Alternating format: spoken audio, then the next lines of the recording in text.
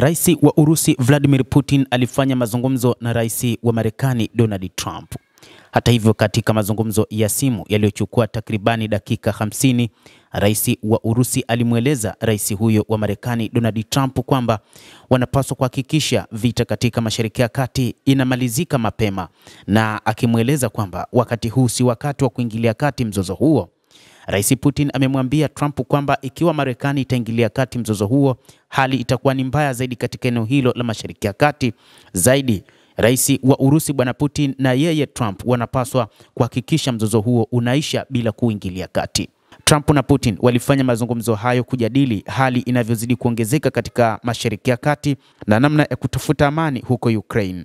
Katika taarifa iliyotolewa na ikulu ya White House, Putin alimpigia simu na miongoni mwa mazungumzo yao ni kutaka amani katika ulimwengu, hasa eneo la Mashariki ya Kati na hata upande wa Urusi na Ukraine. Tulizungumza kwa kirefu, muda kidogo zaidi ulitumika kuzungumzia Urusi na Ukraine, lakini pia tukazungumzia suala la Mashariki ya Kati, Trump alisema, akiongeza kuwa simu hiyo ilidumu takribani dakika 50 au lisali moja. Anahisi kama mimi vita hivi nchini Israel na Iran vinapaswa kumalizika, ambayo nilielezea vita vyake pia vinapaswa kukomeshwa.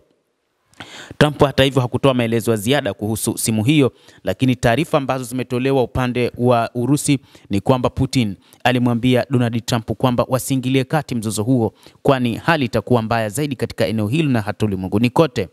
Mshauri wa mambo ya nje wa Putin Yuri Ushakov alisema katika mazungumzo hayo, Putin alimweleza Trump kuhusu mazungumzo yake ya hivi majuzi na viongozi wa Iran na Israel, huku akisisitiza kwamba pendekezo la Urusi ni la kutafuta suluhu zinazokubalika kwa pande zote mbili, huku akimtaka Putin ashiriki katika kutafuta suluhu hiyo, kwani vita hivi vitaugharimu ulimwengu na si eneo tu la Mashariki ya Kati.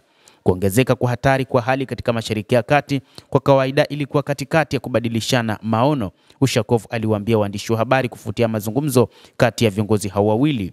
Vladimir Putin, baada ya kulaani operesheni ya kijeshi dhidi ya Iran, alionyesha wasiwasi mkubwa juu ya uwezekano wa kuongezeka kwa mzozo, huko akipongeza Iran baada ya kulipa kisasi. Lakini wakati huu wote wawili wanakubaliana kwamba wanapaswa kuhakikisha vita hivi vinaisha.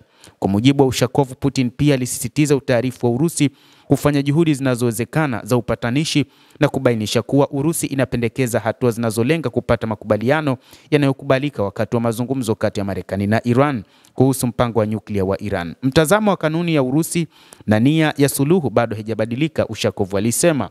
Hata hivyo, Putin aliwahi kueleza wazi kwamba yupo tayari kwa ajili ya kuhakikisha anavilinda vinu vya nyuklia vya Iran, huku uzalishaji na urutubishaji wa uranium ukiwa katika kiwango kinachokubalika kimataifa na kisivuke kile ambacho Iran ilirutubisha.